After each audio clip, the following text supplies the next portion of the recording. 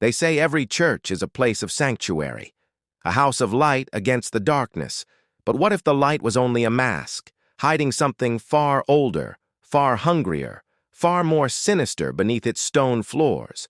What if every hymn sung above was meant to keep something quiet below? This is the story of the crypt beneath the church, an ancient secret buried in silence, waiting to be found. And once you know about it, you will never enter a church the same way again. The story begins centuries ago, in a remote village where the church stood as the heart of the community. To the villagers, it was a place of comfort, a place of unity. But the oldest records whisper of something else, rumors that the church was not built to bless the land, but to contain it. Beneath its foundations, carved into bedrock, was a crypt that no one spoke of. It was not listed in records. It appeared on no plans. And those who worked on the construction refused to speak of what they saw in the deep. Only fragments remain. Workers who quit in terror, speaking of walls that bled moisture though no water ran, and whispers echoing in the dark though no one stood nearby. Legends say the church was raised directly over an older site, an altar of stone, a pagan shrine, a place where blood had been spilled long before the first cross was erected. When the villagers converted, they did not destroy the shrine. They sealed it. They built the church above it, burying the crypt below, locking away the past. But the past does not sleep. And sometimes, when the night is quiet and the bells toll across the fields, villagers swear they hear another sound rising from beneath the floorboards, deep, rhythmic, like something breathing in the stone. Travelers who entered the crypt and returned spoke of impossible architecture. Narrow stairs descending endlessly into blackness, walls carved with symbols that seemed to shift in the corner of your eye, and alcoves holding skeletal remains that never turned to dust. Some claimed the bones were arranged deliberately, stacked in patterns too precise to be random, as if the dead themselves had been built into the walls as part of a ritual. At the lowest chamber, they said, stood a single stone sarcophagus. Its lid was bound not with nails or locks, but with chains hammered directly into the rock around it. No name carved, no cross above it, only a single warning etched into the stone. Do not open.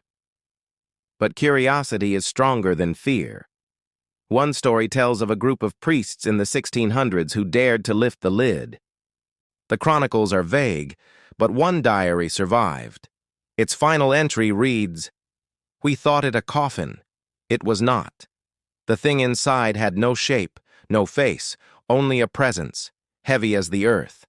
We fled, but some did not make it out. The door sealed itself behind us. May God forgive us for what we have loosed." Days later, half the village fell sick. Some claimed they saw figures moving in the church at night, though it stood locked and empty. The crypt was sealed again, this time with iron, and every priest sworn to silence. Yet silence cannot hold forever. Modern explorers, drawn by legend, found bricked stairways hidden behind wooden panels. One described the air growing so cold that his breath smoked, though outside it was summer. Another said his flashlight weakened as he descended, until it flickered and died completely. When it returned, for a moment he swore he saw the chamber alive, not with people, but with shadows, writhing on the walls, shapes of things too tall, too twisted to be human. He fled before reaching the sarcophagus. But later, in his own home, he woke to find dirt on his sheets, as if he had carried the crypt back with him. The villagers themselves whisper of a curse. They say that those who dream of the crypt will soon hear footsteps under their own floors at night. They say the chains that bind the sarcophagus are not to keep the dead inside, but to keep something else out. And the church above, with its bells and hymns, is not meant to praise God, but to drown out the sound of something knocking from beneath. One terrifying account speaks of a storm that struck the village. Lightning shattered part of the church tower, cracking the floor below. For the first time in centuries, the crypt door was exposed. Witnesses said the priest who went inside never returned. The next morning, the villagers found the door sealed again, as if it had never opened, and the priest's name was erased from records, as though he had never existed at all. Some call it superstition, a Gothic tale to frighten children. But others insist the crypt still waits, and the thing inside still breathes.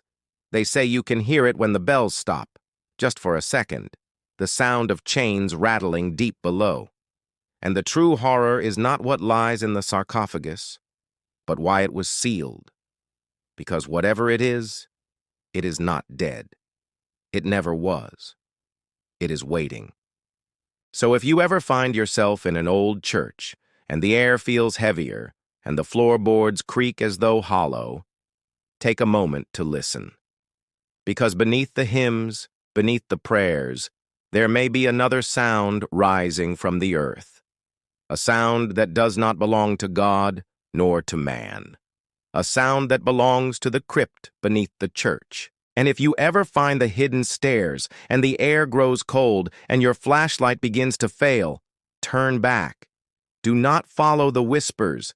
Do not touch the chains, because once the nightmare is unbound, it will not return to the dark.